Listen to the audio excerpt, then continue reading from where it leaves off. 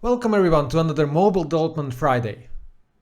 Before I show you something about the mobile phone architecture and how does it work, I think it's a good idea to tell you how to gather information. Because you will definitely need it and I cannot give you advice for your specific device, of course. So, if you decide to follow with this guide I'm doing and maybe install some custom Android version on your phone, you need to know how to proceed and where to find the exact information you need and whether your phone is supported by this custom Android at all. So let me show you the resources I'm using. There are two really useful web pages you can have in your toolbox, and the first one is called GSM Arena. This web page is perfect if you want to gather detailed specs of your phone. So for example, I have this OnePlus 6T phone, and let me just put this into the search box. So I'll type OnePlus 6T, and there is also this IntelliSense, so you can just type a couple of letters and probably you'll find your exact model. There is a huge database of mobile phones with detailed specification, which is really useful if you want to port something on your phone. As you can see, my phone was released in 2018 on November. It runs Android 9 up to Android 11. That's the latest version I have. Its custom Android is called Oxygen OS.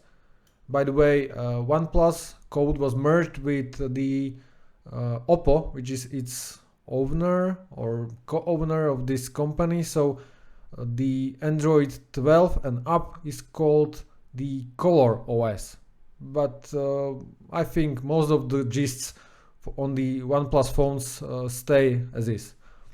So the phone comes with 128 or 256 gigs of storage. It has no SD card slot. This is just an example.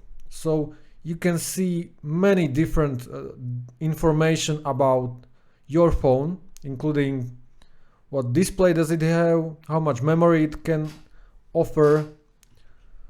For example, how many megapixels does the front camera have or the back camera have. What will be interesting in the future is the chipset or the system on a chip, SoC. So let me find this here, platform, chipset, Qualcomm SDM845. So the information like this is really vital, because if you decide to port your software to a phone like this, you need to know what this phone is built upon. So the Qualcomm chip is shared with many phones, and this is something like a baseline. It's quite possible that somebody already made an Android for the Qualcomm chipset you have, and you can build upon that work. So it is really useful, and the very first step if you decide to do something like this is to gather as much information as possible. So this is the first page, and the second page is even more important. Over those years it came like a de facto standard or the go-to place if you decide to find out if your phone can run a custom Android version. So let me give you an example. Again, I'll use my model name, so it's OnePlus 6T. I hope this will work. Devices, there is this more. Does it work? Okay, let's try again. So OnePlus 6T. So there are some news obviously, but I'm trying to find some posts on the forum. Let's try again. Forums, forum home, probably this one. And now we should be able to search that. By the way, the forums changed since I've been there for the last time. I'm not active in the community for a couple of years now, so that is why I'm struggling a little bit, but that is not a problem. So for the third time, OnePlus 6T, just click, and there are a couple of resources at a glance. So we can find out some support or discussion about the accessories supported with this phone, or some reviews, themes, apps, mods, But what's the most important is this part, the kernels, recoveries and other dev. So when I click on this, you can see that, for example, there is this is one of the custom versions. I never heard of .os, but Fajita is the code name of my phone, so I'm at the right place at the forum. Pixel experience, it looks like they are trying to port the Android Pixel software to my phone. This is just an example. So if you have a different phone, the very first thing I would do is to go to XDA Forum and try to search your model name. It's quite possible that if it's a more exotic phone, you won't find a thing.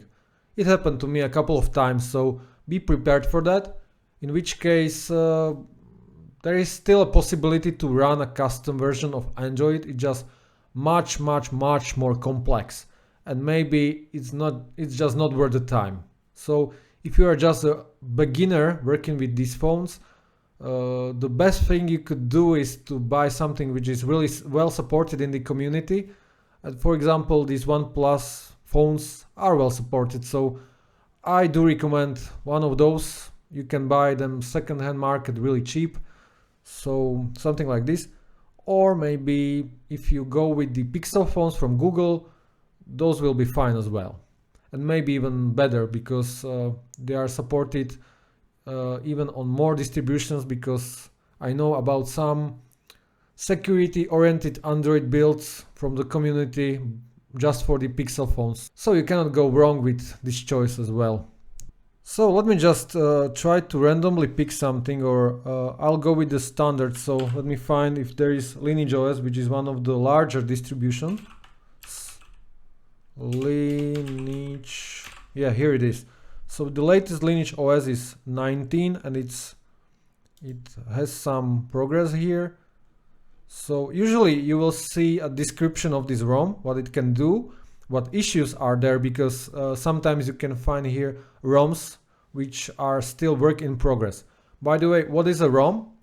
ROM is a binary file which you will flash to your phone, and it will override the content of your flash drive basically, and the ROM contains the operating system you are running in your phone. I will go into details in my other videos. So for now, I just want to let you know or share with you where you can gather information. And if you can read, you can always learn, and you can always ask questions here. So I encourage you to register an account here. It will be really useful in the future if you decide to pursue your dream and have a weird hobby, let's say.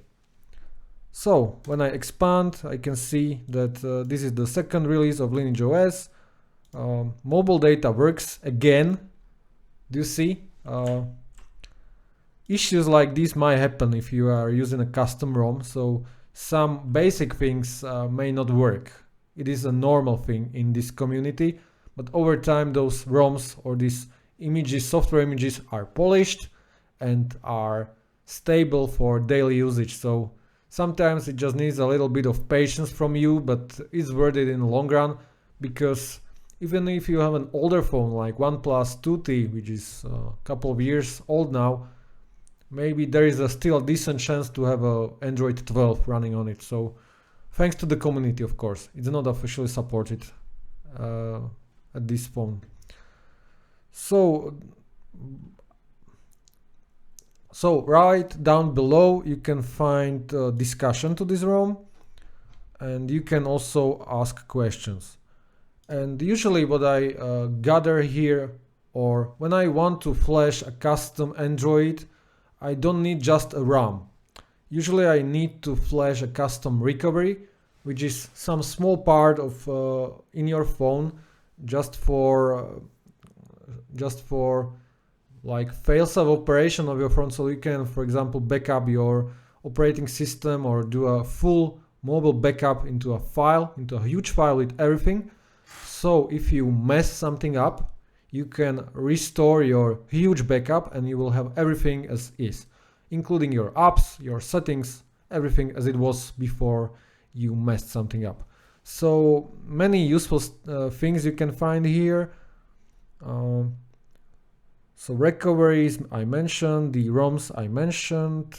By the way, if you have any questions and if something is not clear from what I'm saying, just let me know in the comments and I will try to either respond in the comment or maybe I will get back to it in a future video. So you know what to do. There is a comment button down below this video. Right, so those are two really useful sources for you to start with. You can find also videos. The XDA has a YouTube channel as well. And as we go along, I will show you other resources or other places where you can ask. For example, there are groups on Telegram. There are groups in the Matrix network. So those people are scattered everywhere, but it doesn't matter because if you know how to reach them, it's not a problem. And with that, thank you very much for your attention, and I will see you next week with another release of Mobile Development Fridays. I hope you like this series as much as I do, and I will see you next time. Bye bye.